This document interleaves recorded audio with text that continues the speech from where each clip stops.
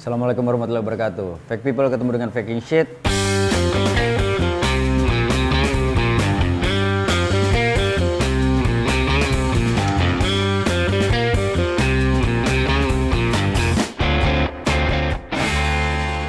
Di Karma episode kali ini gue kedatangan seorang bintang tamu yang cantik menawan.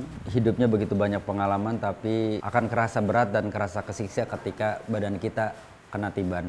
Nah, dia adalah sosok wanita yang sangat luar biasa, multi talenta, bisanya banyak banget. Dari komedi, dari host, dari penyiar, dan sekarang sudah mulai merambah ke tarik suara. Pasti kalian sudah bisa menebak siapa dia. Kita sambut, ini adalah Ucok Baba. Jangan dong, panggil gue Chelsea Islan gimana Chelsea sih? Islan, artinya? Siap Elisa dan seksi idaman setiap lelaki tampan. Jadi buat lu, suami lu udah paling tampan? Udah paling tampan Udah paling dong, tampan. kayak Simon zamannya Meteor Garden ya kan? Bener, secara gondrong, Bener. kameramen Trans TV, Sipit-sipit gemes gitu kan? Dan yang mau sama dia, dan itu luar biasa banget. Bener banget, jangan Sinyo. sampai lu ajak ke dokter lasik aja. Buyar langsung pandangan dia tentang gue. Nyo, Ya. kita sebelum mulai di Karma episode kali ini, Karma sebenarnya tukar nama, Oke. kita mau senang-senang aja, nggak nyari bagus dan segala macem, cuma gue pengen nimbulin kembali memori lo megang kaleng. Gue yakin biasanya standarisasinya adalah megang kaleng pada saat lulus-lulusan. Emang cuma Nah, itu lu, doang gue? Itu doang. Terakhir megang kaleng lulus-lulusan, nggak sebenarnya sih, nggak bohong gue ya, 3 jam yang lalu gue megang kaleng. Kaleng apa? Kaleng biskuit pak. Karena habis dari rumah sakit sisa anak gue Iya, masih iya. banyak tuh, ya udah gue garet aja. Ganjem aja kerjaan lo, iya bener.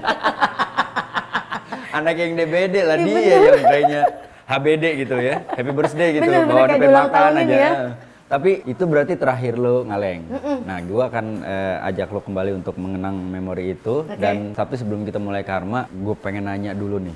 Sebenarnya awal mula lo terjun ke dunia entertain itu apa? Model kah? Gue denger katanya model juga. Dulu awalnya. iya, memang model kan satu liting sama Kimi Jayanti ya. Nggak, gue serius, gue tampol ya.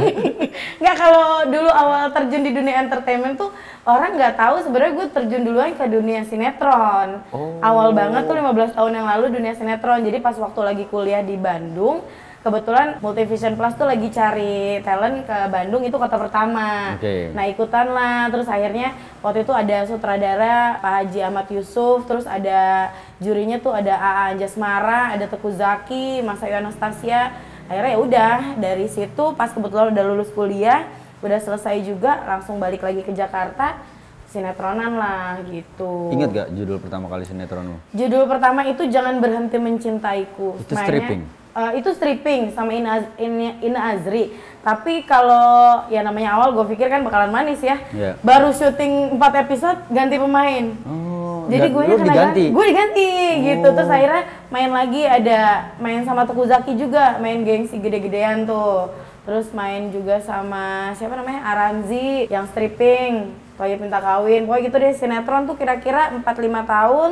Terus baru ketemu Trans TV, jadi kayak anak eksklusifnya Tendean ya. Emang kebetulan yang gedein juga dari Trans TV-nya duluan gitu. Itu kalau nggak salah sitkom apa? Polis 86. Polis 86. Benar, nah itu 86. Ya, gue pertama kali ngeliat lu di situ tuh sebenarnya sinetron gue nggak ngeh malah kalau. Orang taunya naiknya dari situ, padahal sebelumnya udah ada 5 tahun ke belakang tuh udah malang melintang duluan deh gitu. Berarti kalau ada orang bilang kalau lu model, basicnya bohong. Bohong lah pasti. Gak ada yang percaya lah. Kalau model nya diganti pakai O ya. Ya modal dong, modal dong. Ya iya. Tapi lu kuliah di mana sih, Nyo? Kuliah dulu di Unpad, ambil komunikasi. Ambil komputer ntar gue ditahan. Ya ditahan dong. Tapi lu angkatan berapa? Tua pak. Berapa? 2000. Oh 2000 masih muda lah. Lumayan Berarti udah Vkom Unpad. Berarti lu juniornya Soleh Solihun Ya, ya? satu kampus. Tapi dia ambil S1, aku ambil PAKT kan, ambil D3-nya doang gitu. Tadi juga abis lulus kuliah, ada tawaran sinetron itu sempat ditentang sama bokap. Bokap maunya nerusin ekstensi. Terus gue nggak mau karena gue mikir kesempatan tuh nggak bakal datang dua kali gitu kan. Ya udahlah coba dulu. Itu sering banget sampai mau kabur dulu gara-gara bokap bilang enggak terusin ekstensi enggak gue pengen banget, emang jiwa-jiwa sendiri sih udah ada gitu Udah dari ada. dulu, kebetulan maksudnya kapan lagi gue bisa gitu kan, sampai akhirnya kekeh ngeliatin ke orang tua bahwa gue bisa ngebuktiin karir di entertain itu bisa lah istilahnya ngejamin kehidupan yang lumayan layak meskipun ada pasang surutnya gitu. Betul. Dan berarti dari 2014 sampai sekarang 2004 berarti udah 16 tahun ya. Hampir 16 tahun. Hampir 16 tahun. Naik turunnya udah pasti ngerasain banget berasa dan banget. sedikit banyaknya juga memang. Iya. Hampir sama lah sebenarnya lah ya. Nanti kita akan bahas lebih lanjut lagi. Sekarang kita akan lanjut ngobrol sambil kita bersenang-senang, kita ngaleng di Karma. Kita mulai, ini dia. Let's go.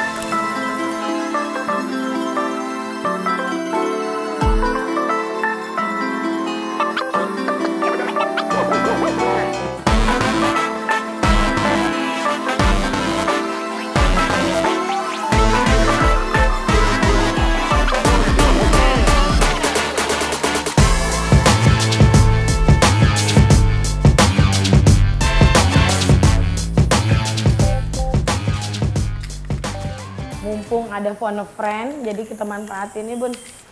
Halo, Bunda Kauki. Boleh 50-50 nggak Bang? Wah, 50-50. Biru. Boleh. Boleh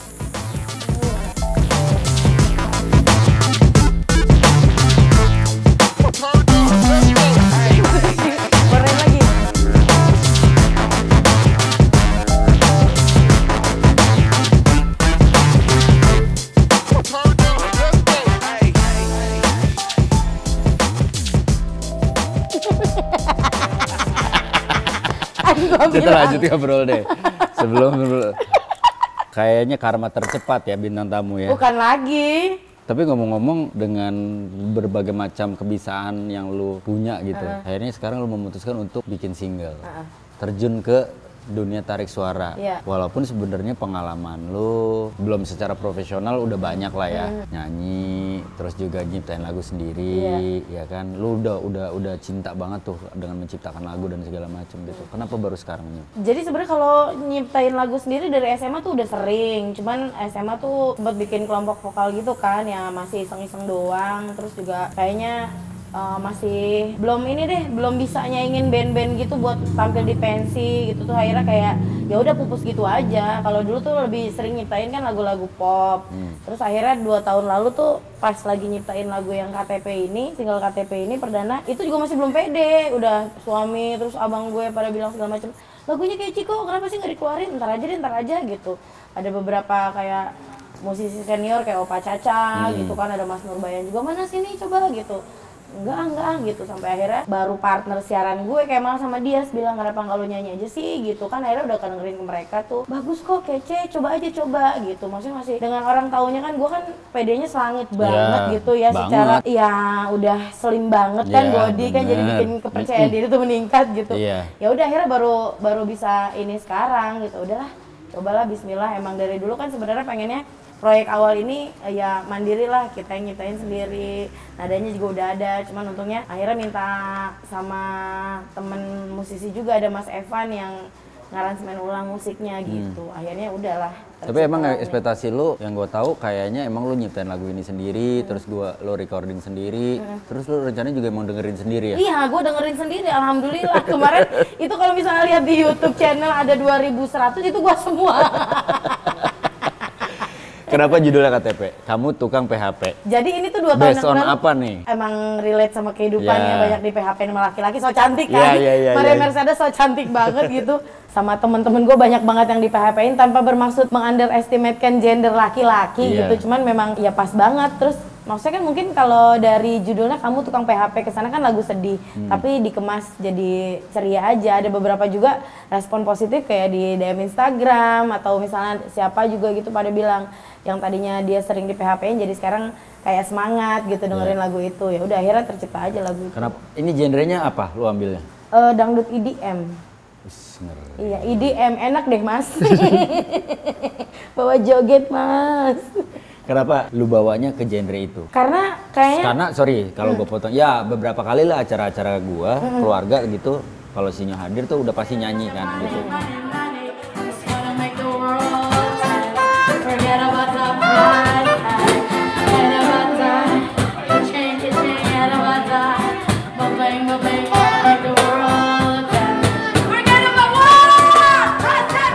Menurut gua suara lu, kualitas suara lu ya kan, kualitas diva lu itu keluar ketika lu menyanyikan lagu-lagu melo, slow, lagu pop lah ya, lagu gitu. Pop gitu. Kenapa genrenya ke situ? Iya, banyak banget sih. Mungkin 80% orang menyayangkan kayak yang udah nunggu-nunggu teh bikin single dari beberapa tahun, yang istilahnya udah ngikutin gue di entertainment, bilang kenapa harus dangdut sih, kenapa nggak pop? Ada apa ya, ada ketidakpedean sendiri aja. Karena menurut gue gini, kayak di negara kita masih yang kalau orang yang nyanyi pop itu harus good looking bagi gue. Mungkin itu istilahnya pikiran-pikiran gembel gue doang aja gitu. Nah, lu good looking kalau sebagai seorang penyanyi ya?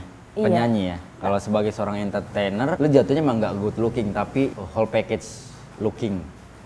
Jadi kayak apa dong? Lu ada semua. Iya. Walaupun sorry, paket komplit lah ya. Bentukan lu begini, tapi lu bisa, maksudnya lincah. Iya.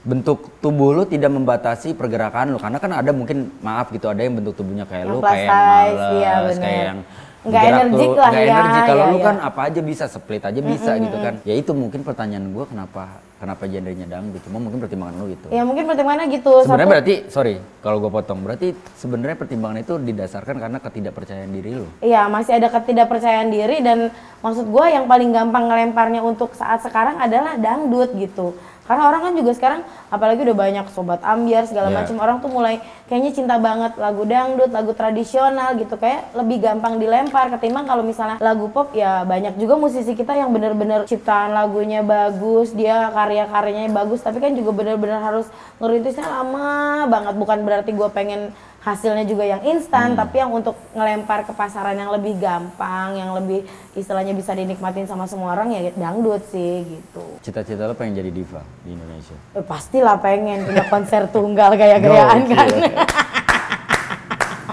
Kembali emang mimpinya Sinyo pengen punya konser tunggal ya, semua lo yang ngejalanin ya? Iya, gue yang ngejalanin. Sampai gue waktu itu pernah lagi ke rumah sahabat gue di Cibubur, itu mereka ada kantor kan gitu, sampai gue tulis-tulis konser tunggal. Terus habis itu gue ngarang-ngarang adalah nanti lokasinya di kebun kosong daerah mana gitu, maksudnya yang cari minim budget. Dan biasanya kalau orang nonton konser tuh bayar, kalau ini orang nonton konser gue yang bayar mereka. Gitu, cita-citanya begitu. Jadi mereka datang aja udah syukur. Dengan apakah yang lo bisa dan berusaha maksimal dalam hal apapun, apakah itu sebenarnya berusaha menutupi ketidakpercayaan diri lo justru? Enggak sih, dibilang pede mah pede parah. Mungkin orang-orang juga suka berpikir kayak yang, ih gila ya pede banget sih lo. Maksudnya mungkin orang masih banyak yang mencemooh kayak, dulu masih sering banget tuh di Twitter bilang, kenapa sih dia mulu di TV gitu. Menurut gue tuh artis tuh harus cantik, harus good looking segala macem. Jadi kalau misalnya gue nggak pede, pasti gue akan menutup diri, gue nggak akan mau tampil di TV gitu. Pede mah pede parah, cuman mungkin untuk urusan nyanyi, kalau untuk ke dunia pop gue belum pede karena memang niat project awal itu kan pengennya nyiptain lagu sendiri. Nah kebetulan memang lagu popnya belum ada yang catchy menurut gue nih gitu buat dilempar ke pasaran, karena kan kita juga harus tahu nih demand-nya sekarang seperti apa gitu. Jadi lu sampai memikirkan sejauh itu, padahal lu jalanin semua sendiri. Iya. Indie ya. Luar biasa. Gitu. Berarti dibantu sama teman-teman Gen FM. Sama teman-teman dari Radio Gen FM Yang disupport kayak ngedorong banget. Iya, support banget karena waktu itu juga tadi ngomong kan sama program director kan di Gen, ada Mang Dit namanya. Pas lagi ngomong nanti aku minta tolong paling cari agregator apa segala macam disupport. Oh ya boleh sekalian katanya. Nanti kita puterin. Maksudnya iya kita support. Gen FM itu kan maksudnya radio yang 80% musik Indonesia tapi kan pop kan genrenya. Ini perdana Gen FM muterin lagu dangdut gitu di radionya sendiri. Sampai segitu supportnya, gue juga beruntung. Maksudnya Bang Adri juga di Mahaka Radio benar-benar support banget. Dia bilang apapun yang jadi talenta penyiar gue, apapun yang lagi jadi project penyiar gue, pasti gue akan support selama itu positif gitu. Berarti lo mendapatkan support system yang sangat luar biasa sekali. Dan semoga hasilnya bagus. Amin, amin. Kita akan lanjut lagi obrolannya. Sekarang kita kembali Ngaleng.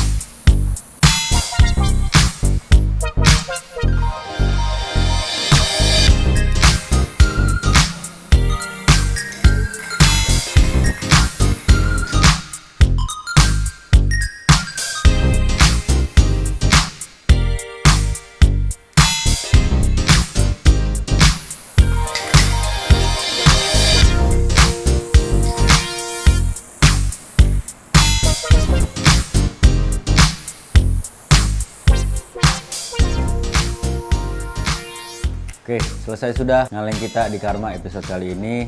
Keren nggak? Lihat dong. Keren. Kece banget. Kece. Dan gue baru berasa enjoy itu udah 2/3 jalan. Sumpah. Akhirnya asik. Akhirnya asik. Dari pertama, aduh ini belum tahu nih setelahnya kayak gimana nih, harus nyemprotnya, nggak bisa sembarang pencet soalnya. Soalnya jokinya lumayan banyak nih Bukan episode lagi. kali ini.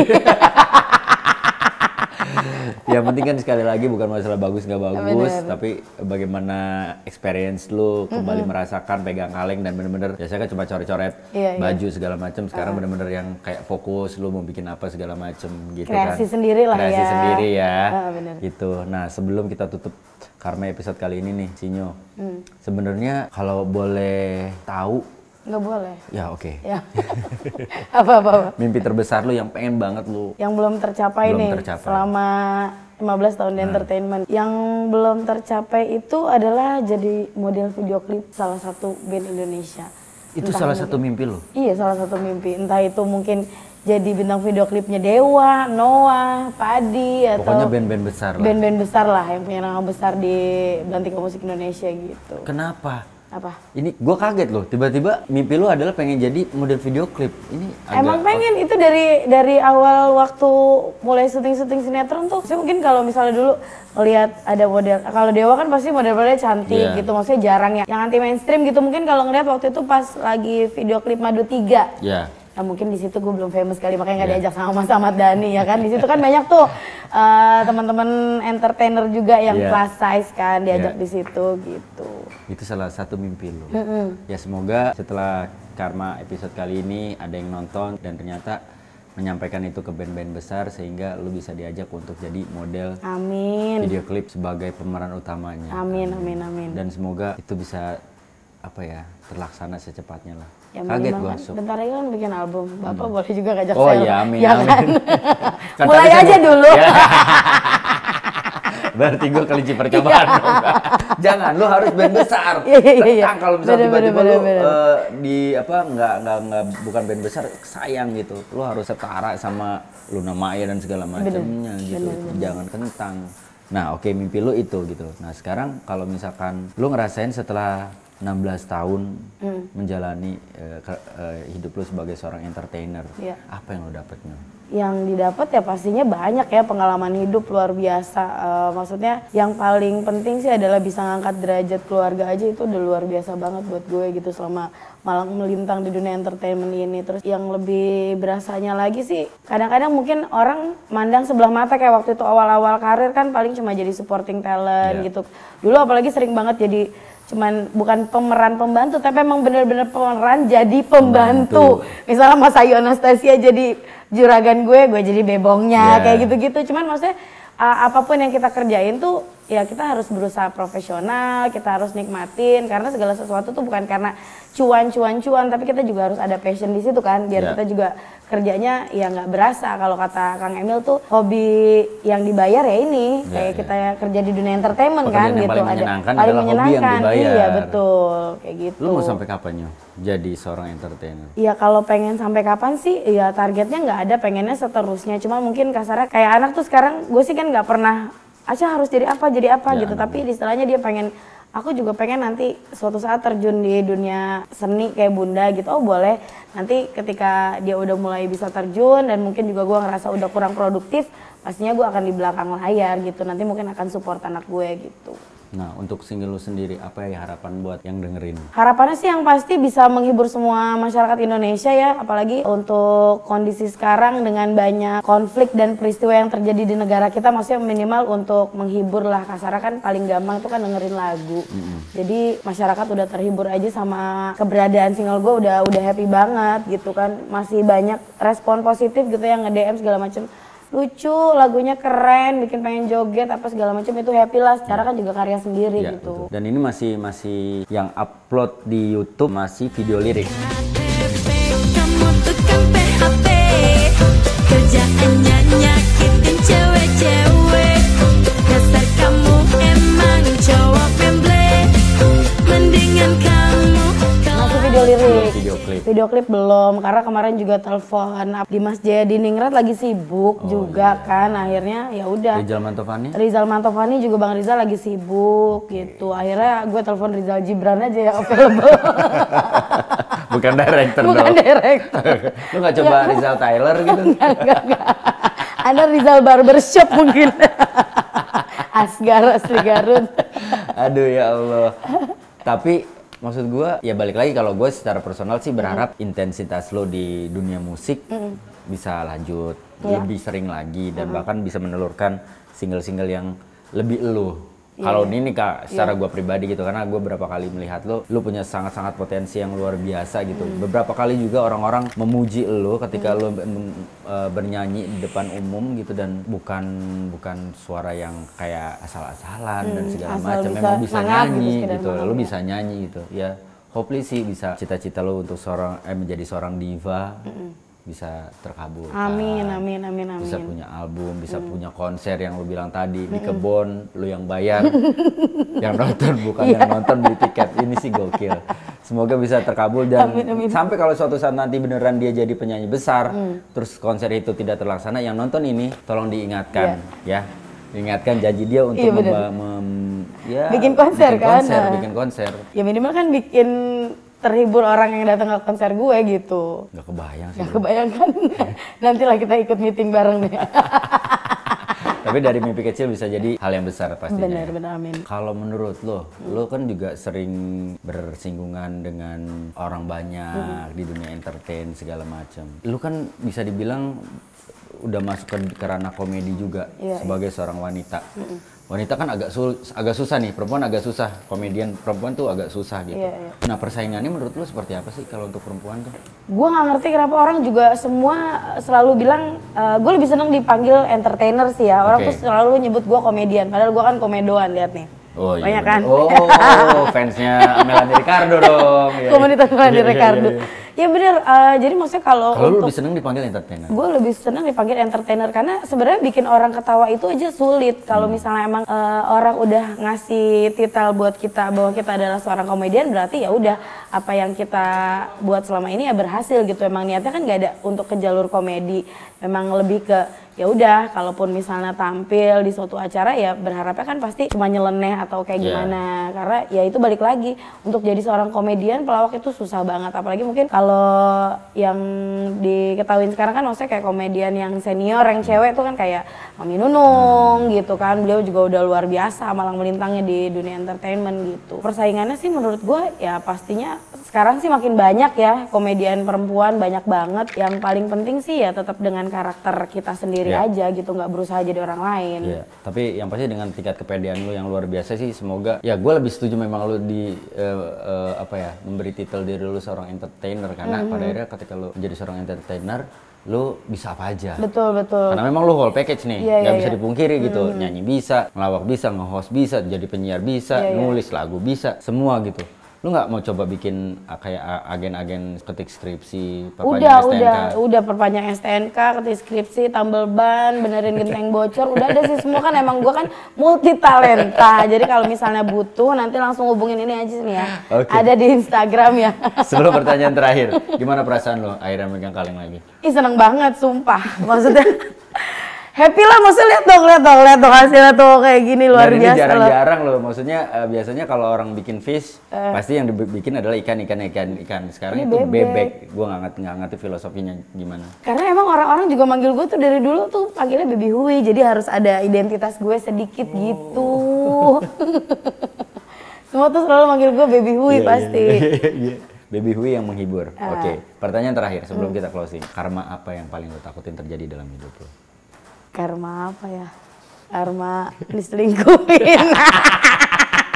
Go packing shit. Señorita Esperanza. Pamit, assalamualaikum warahmatullahi wabarakatuh. Sukses KTP-nya. Thank you. Jangan lupa ada di deskripsi link lagunya dia. Oke, apalin. Nanti begitu video klipnya nongol bisa nyanyi bareng. Sobat Asoy. Bye. Assalamualaikum.